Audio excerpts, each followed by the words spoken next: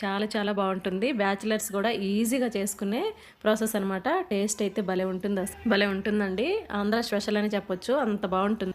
ఈ కర్రీ అనేది ఆంధ్రాలో ఎక్కువ చేస్తూ ఉంటారండి, వాళ్ళకైతే ఐడియా ఉంటుంది. ఓకే ఫ్రెండ్స్, మరి ఈ వంకాయ బజ్జీ కర్రీని ఎలా ప్రిపేర్ చేసుకోవాలనేది మీరు కూడా చూసేయండి. చాలా చాలా బాగుంటుంది. వేడివేడి రైస్లోకి వేసుకుని తింటే సూపర్ అనమాట. ఈ వంకాయ బజ్జీ కర్రీని ఎలా ప్రిపేర్ చేసుకోవాలో చూసేద్దాం పదండి. ముందుగా నేను ఒక 1/2 కిలో లేత వంకాయలు తీసుకున్నానండి. చిన్న చిన్న లేత వంకాయలు అయితే మనకి ఈ బజ్జీ కర్రీకి చాలా టేస్ట్ ఉంటుంది. ఇప్పుడు ఇవన్నీ కూడా మనం వాటర్ తీసుకుందాం. ఒక బౌల్లోకి ఒక టేబుల్ స్పూన్ వరకు సాల్ట్ వేసుకుందాము. ముక్కలు నల్లగా కాకుండా ఉంటాయండి ఇలా సాల్ట్ వేసుకోవడం ద్వారా. ఇప్పుడు ఇందులోకి మనము వంకాయలు కట్ చేసి వేసుకుందాము. ఒక వంకాయల్ని 4 ముక్కలుగా కట్ చేసుకోండి. 2 ముక్కలుగా కూడా కట్ చేసి వేసుకోవచ్చండి. నేనైతే 4 ముక్కలుగా కట్ చేసి వేస్తున్నాను. అన్నీ ఆ విధంగా వేసుకున్న తర్వాత ఈ పక్కన పెట్టుకుందాము. 5 నిమిషాలైనా కూడా ముక్క నల్లగా కాకుండా బాగుంటుంది ఉప్పు వేసుకోవడం ద్వారా. అవి పక్కన పెట్టేసుకుందాం. ఇప్పుడు మిగతా ప్రాసెస్ చూద్దాము. ఇప్పుడు ఇందులోకి మనం ఈ కర్రీకి కావాల్సినవి టమాటాలు 3 తీసుకున్నానండి, ఆ సైజువి. మామూలుగా వంకాయ బజ్జీ టమాటా క్వాంటిటీ కానీ పోపు క్వాంటిటీ కానీ ఎక్కువ ఉంటేనే బాగుంటుంది కర్రీ అనేది. చూసారు కదా, అలా కట్ చేసి పెట్టుకోవాలి. పచ్చిమిర్చి నేను 10 నుంచి 15 వరకు వేస్తున్నానండి కారం కోసం. మీరు కారం తక్కువ తినేవాళ్ళైతే కొంచెం తక్కువ వేసుకోండి. ఇవి కొద్దిగా స్పైసీ తక్కువే ఉన్నాయి, అందుకని 15 వరకు వేస్తున్నాను నేను. ఇవి కూడా కట్ చేసి పక్కన పెట్టుకుందాము. ఇప్పుడు మనం కర్రీ చేసుకోవడానికి కుక్కర్ గిన్నె తీసుకుందాము. ఇప్పుడు ఈ ముక్కలన్నీ వంకాయ ముక్కలన్నీ కూడా కుక్కర్లో వేసేసుకుందాము. చూసారా, వంకాయ ముక్కలు అనేది ఎక్కడ నల్లగా కాకుండా 5 నిమిషాలైనా కూడా ఫ్రెష్గానే ఉన్నాయి. మీరు వంకాయలు కట్ చేసుకునేటప్పుడు డెఫినెట్గా ఉప్పు అనేది వేసుకోండి. ఇప్పుడు అవన్నీ ఇందులోకి వేసేసుకుందాము ముక్కలన్నీ కూడా.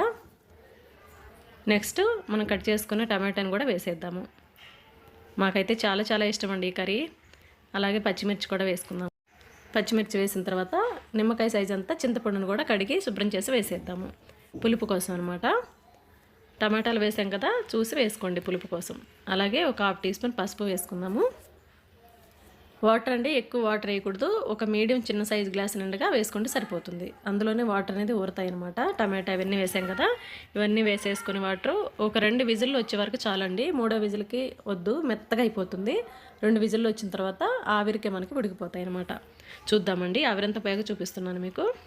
చూసారు కదా, 2 విజిల్లు రానిచ్చానండి. ఆవిరికే మనకి బాగా కుక్ అయిపోయింది అనమాట. మనం వేసిన వాటర్ కూడా ఎక్కువ తక్కువ కాకుండా మనము అవి మెదుపుకుంటే కరెక్ట్గా సరిపోతాయి. వాటర్ ఏం తీయనవసరం లేదు పక్కకి. ఇదంతా కూడా మెత్తగా మెదుపుకుందాము. మరి మెత్తగా స్మాష్ లాగా చేయొద్దండి, కొద్దిగా పొలుగుగా ఉంటే మనకి ఈ వంకాయ బజ్జీ కర్రీ అనేది చాలా బాగుంటుంది. ఆ విధంగా మనము మెదిపి పక్కన పెట్టుకుందాము. చూసారు కదా, వాటర్ అనేది కొద్దిగా కడిగి వేసుకోండి, ఎక్కువ వేయకూడదు వాటర్. ఇప్పుడు దీన్ని పక్కన పెట్టేసుకుందామండి. పోపుకి రెడీ చేసుకుందాము. పొయ్యి మీద బోగాన్ని పెట్టుకుందాము. ఒకటి గిన్నె పెట్టుకొని ఒక 3-4 టేబుల్ స్పూన్ వరకు ఆయిల్ వేసానండి. ఆయిల్ కొద్దిగా వేడెక్కిన తర్వాత పచ్చిశనగపప్పు, మినపప్పు, జీలకర్ర, ఆవాలు, ఒక చిటికెడన్ని మెంతులు వేసుకోండి, బాగుంటుంది. ఇవన్నీ కూడా ఇందులోకి వేసేద్దాం. అన్నీ కలిపి నేను 2 టీ స్పూన్ల వరకు వేస్తున్నాను. చెప్పాను కదా, కొద్దిగా పోపు క్వాంటిటీ ఎక్కువ ఉంటే బాగుంటుంది. కచ్చపచ్చ దంచుకున్న 7-8 ఎల్లుల్లి రెమ్మలు, అలాగే కొద్దిగా కరివేపాకు, అలాగే ఒక ఉల్లిపాయని పొడవుగా కట్ చేసి వేసుకుంటున్నాను. 3 ఎండుమిర్చి నల్ల తుంపి వేసుకోండి. ఇవన్నీ కూడా మనకు బాగా మంచి బ్రౌన్ కలర్ రావాలండి. ఆవాలు బాగా చిటపట్లాడి బాగా క్రిస్పీగా తయారవ్వాలన్నమాట ఈ పోపు అనేది. అప్పుడే మనకి ఈ వంకాయ బజ్జీ కర్రీకి బాగుంటుంది. చూసారు కదా, అంతా కూడా మనం బాగా ఫ్రై చేసుకుందాము. చూసారు కదా, మంచి బ్రౌన్ కలర్ వచ్చి చిటపట్లాడుతూ ఆవాలన్నీ కూడా చాలా బాగా ఫ్రై అయింది. ఇప్పుడు ఇందులోకి మనము ముందుగానే మెదిపి పెట్టుకున్న వంకాయ బజ్జీని వేసేద్దాము. వేడివేడి రైస్లోకైనా రాగి ముద్దలోకైనా సూపర్ అండి అసలు. ఇప్పుడు ఇందులో కొద్దిగా వాటర్ నేను చూపిస్తున్నాను కదా, అవి అన్నీ తిప్పి వేసుకోండి. కుక్కర్ గిన్నెలో నుంచి సరిపోతుంది, వాటర్ అనేది ఎక్కువ వేయకూడదు. ఇప్పుడు ఇందులోకి మనము ఒకసారి అంతా కలిపేసిన తర్వాత ఫ్లేమ్ని మీడియంలో పెట్టేసుకోండి. హైలో లోలో కాకుండా మీడియం ఫ్లేమ్లో పెట్టేసుకోండి. ఇప్పుడు ఒకసారి అంతా కలిపిన తర్వాత మంచి టేస్ట్ కోసం అండి 1.5 టేబుల్ స్పూన్ వరకు నేను రాళ్ళ ఉప్పు వేస్తున్నాను. మీరు మీ టేస్ట్కి తగ్గట్టు వేసుకోండి. మామూలుగా సాల్ట్ అయినా వేసుకోవచ్చండి. నా దగ్గర రాళ్ళ ఉప్పు ఉంది కాబట్టి 1.5 టేబుల్ స్పూన్ వరకు వేసాను. మీరు చూసి వేసుకోండి. ఉప్పు తక్కువ ఎక్కువ తింటుంటారు కదా, చూసి వేసుకోండి. చూసారు కదా, ఒక 2 మినిట్స్ పాటు మీడియం ఫ్లేమ్లో పెట్టుకొని బాగా 2 నిమిషాల పాటు ఉడికించుకుంటే సరిపోతుంది.